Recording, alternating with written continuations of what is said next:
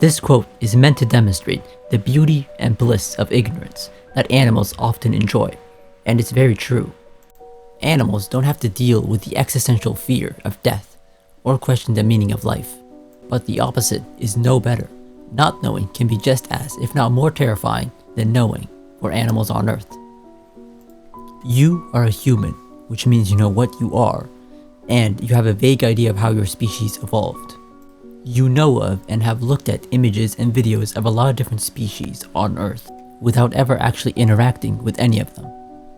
You know about their abilities, how long they live, what their weaknesses are, even what their reproductive processes look like. And if you don't know or you want to know more about them, you can whenever you want from others who know more about the topic. You are very fortunate to have the ability to know so much about the world, because not knowing is terrifying.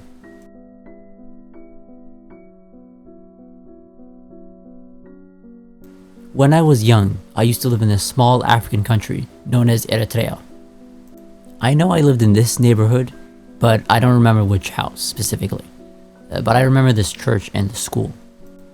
And the most important thing I remember about living here was that we didn't have any street lamps. Something that is taken for granted in most countries, something that most people never really think about, and never really appreciate until it's gone. Not having street lamps wasn't very noticeable for me most of the time because I was very young and I slept early before the hypothetical street lamps could have been turned on. That was until one very cloudy, dark night, when my parents were having a late night party and for some reason they let me stay up late. Our house had a dirt brick wall surrounding the entrance with a thin metal door at the front. There was plenty of light within the party and within the brick walls. Now, for some reason, I don't remember why, I decided to open the front door, and I saw nothing. It wasn't dark, it wasn't pitch black, no, it was a complete void in all directions. And despite not remembering a lot of my childhood, I do vividly remember that moment, because it was horrifying. Even though nothing happened, and there was probably nothing hiding in the dark, just the fact that something could have been there without me knowing was enough to leave a mark in my memory.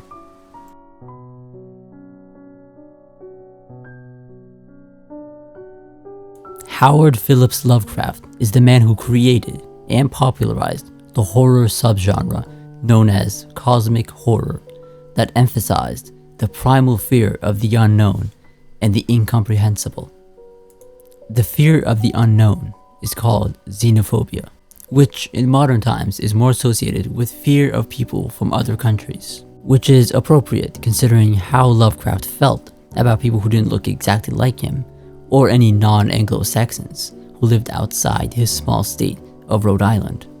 Lovecraft's work often fixated on the inability to describe or comprehend what you're looking at, with often a lot of his characters going crazy after seeing one of the elder gods or any of the many creatures that interact with them.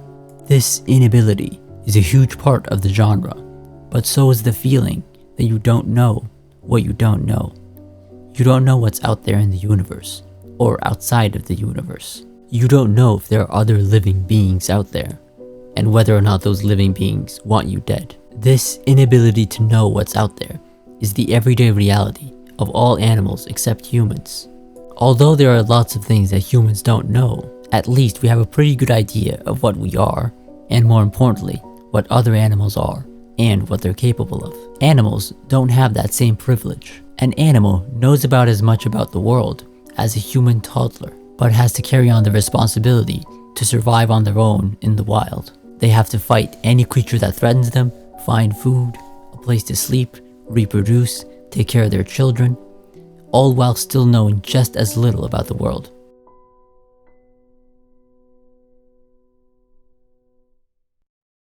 You are born in a savanna, and all you know is that you can eat the stuff that grows out of the ground, and that water is absolutely necessary, and most importantly, run away from anything that gets too close or is trying to chase you. You don't know why you have the instinct to run away from everything, but you know that you fear everything, and those who aren't afraid or fast enough often die. One day, while you're eating some grass, You notice two figures approaching you from a distance. You don't know what they are, but you're scared, so you run when they get too close. You run as fast as you can.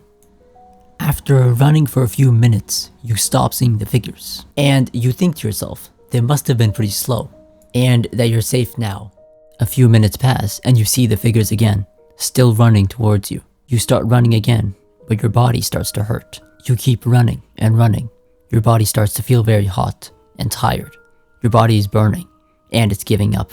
You fall to the ground and feel an impending sense of doom. Legs keep twitching and cramping. Your fear only grows as the mysterious creatures get closer and closer, and then suddenly they stop and start walking slowly towards you, while lifting a pointy thing at your direction. Suddenly you feel a sharp pain in your skin and left shoulder. You try to get up, but you can't. He pours sand on you and rubs your skin as you slowly drift from consciousness. What is considered a normal life cycle for an animal can be a horror movie from the animal's perspective. Imagine being hunted by slow-moving creatures that never stop following you, and no matter how far you get, you'll never get away from them.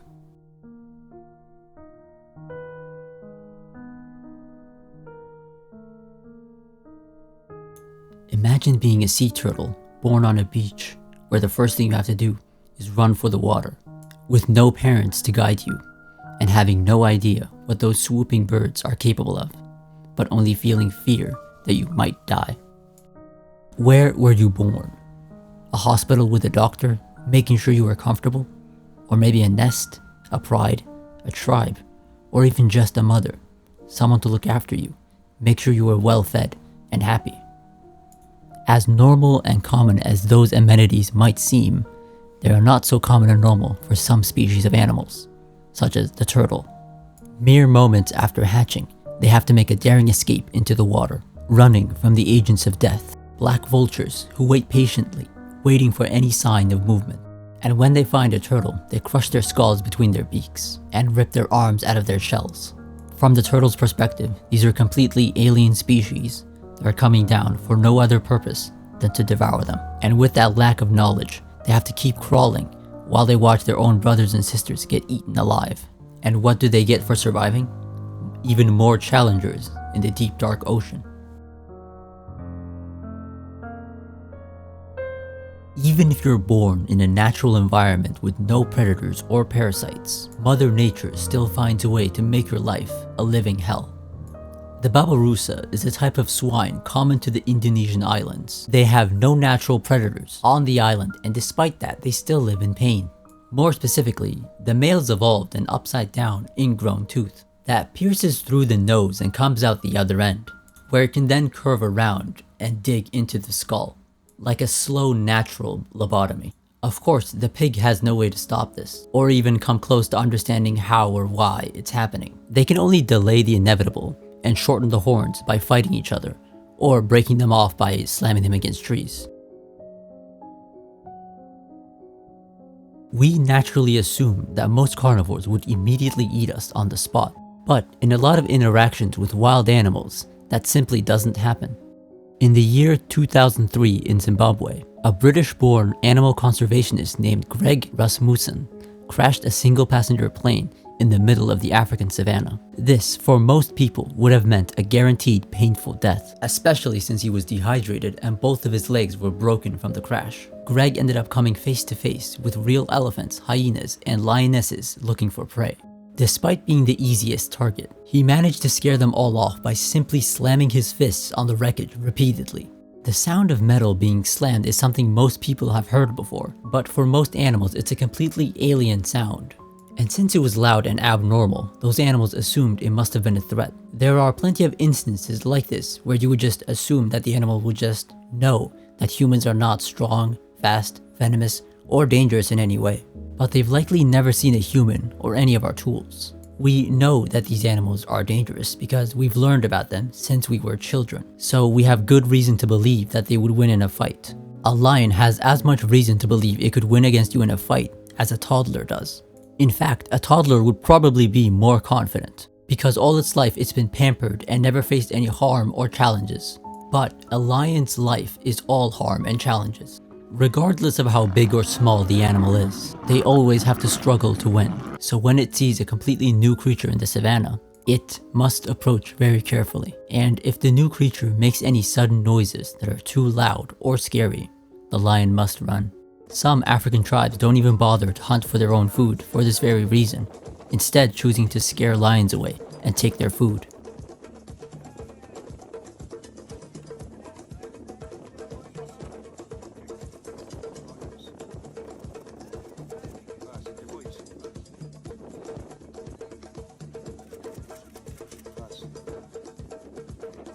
Ironically enough, lions are actually afraid of regular tribes, but will hunt foreign hunters with guns if they get too close. This is because all they see are very few men as opposed to many, and the men tend to be very quiet while they're hunting, as opposed to tribes which tend to be very loud, which to a lion means very threatening. But you don't even need a lot of men to scare away a lion. Sometimes it can just be a random farmer that is mad at the lion for eating one of his cows. The lion will still be afraid of him.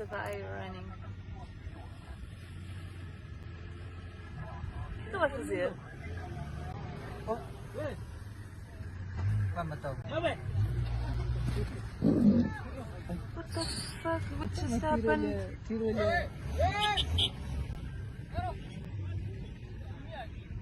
What? You are crazy, man! Lions aren't the only animals that are afraid of humans in Africa. In the highlands of Ethiopia, there exists a species called Gelada, and despite being closely related to baboons, they get regularly scared off by Ethiopian farmers. The farmers aren't allowed to use guns or traps against them, because the Ethiopian government considers the Gelada a protected species, so the farmers just sling rocks at them instead. Whether or not they use guns doesn't matter, however, because animals just tend to be scared of humans. This is also why the typical behavior of a wolf when seeing a human is to run away. Made the noise. It turned and ran as soon as it realized I was there. Running away is a wolf's typical reaction to encountering a human. This inherent fear that animals have is not universal. There are some carnivores that don't show any fear when approaching a new prey. A regular carnivore like a cougar does eat meat, but it will only start a fight with its regular prey.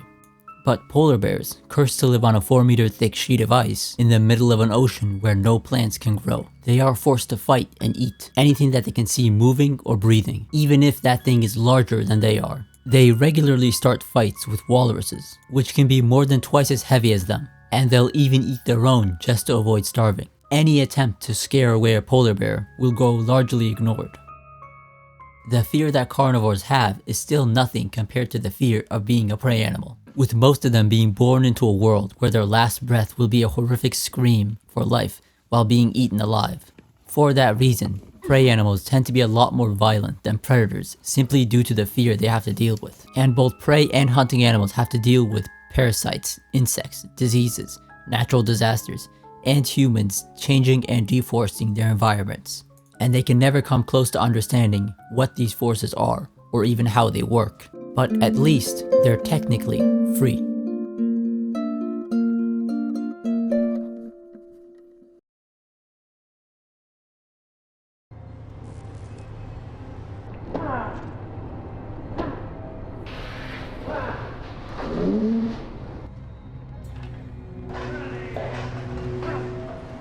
Imagine being born in a cage with little memory of your childhood.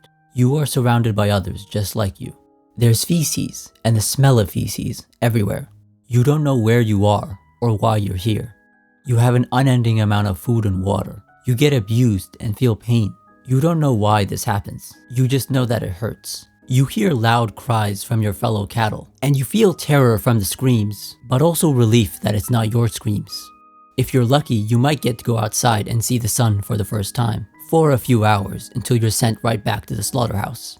The word slaughterhouse is sometimes used as a metaphor for something extremely deadly or violent, like a war or a prison riot. But it's the most common experience for the vast majority of cows, pigs, and chickens. A dystopian nightmare that can only exist in the most horrifying sci-fi novels for humans is just a regular day for farm animals. And another thing to remember is that H.P. Lovecraft wasn't just afraid of the unknown, he was also afraid of knowing more about existence and the universe. He believed that scientists would one day piece together disassociated pieces of knowledge and uncover the true horrors of the universe. And if we apply this idea to animals, it makes their situation even more depressing. Picture if all those animals were aware of their situation and fully understood that they were trapped by beings much more intelligent and powerful. And not only are they suffering, but so will all their descendants. More intelligence only makes the situation worse. More intelligence means that animals are more susceptible to zoochosis, a disease that only impacts the most intelligent zoo animals. Dolphins and orcas are some of the most intelligent animals on Earth, but in SeaWorld they're treated worse than most zoo animals. An orca named Lolita was kept in an enclosure that was only 24 meters by 11 meters and 6 meters deep for 57 years until she died. This would be the equivalent of keeping a human inside just a prison cell, never letting them out of that one prison cell to see the cafeteria, gym, shower, or even just a hallway. Imagine being stuck in one cell for 57 years without having committed a single crime. Her capture was caught on camera, and being a human, you're fortunate enough to be able to see it for free on YouTube. And if you watch the video, you'll pretty quickly realize it looks like an alien abduction story. The orcas are smart enough to know they're being kidnapped, but they don't know why they're being taken. More intelligence only makes it harder for them. The same rule applies to captive elephants and chimps. The sliver of intelligence they have only gives them a glimpse of the true horrors of the deep. Imagine if Lolita knew that SeaWorld had planned to release her in 2 years before she died. She'd been living there since 1970, but before she was Lolita, she was known as Tokite, prior to her capture from the waters of Washington State at 4 years old. Earlier this year, activists were delighted. This aquarium had agreed she'd be released within 2 years to a netted sanctuary in her native waters. Just this week, an update that delivered hope. Toki being retired has only been a short amount of time now. She is better than ever right now, and she is way more active than she has been in the past. But days later, a new update delivered heartbreak. This aquarium saying after serious signs of discomfort, and despite receiving the best possible medical care, Lolita died from a suspected renal condition. I think I've made my point. Ignorance can be blissful, but it doesn't guarantee bliss. Knowing very little about the world is awful, especially when the world you live in is a never-ending death battle with some of the most heartless and barbaric creatures. Anyways, that's it. Please subscribe so I can actually get monetized on this channel, and be sure to follow me on my Twitch, link in the description. Bye.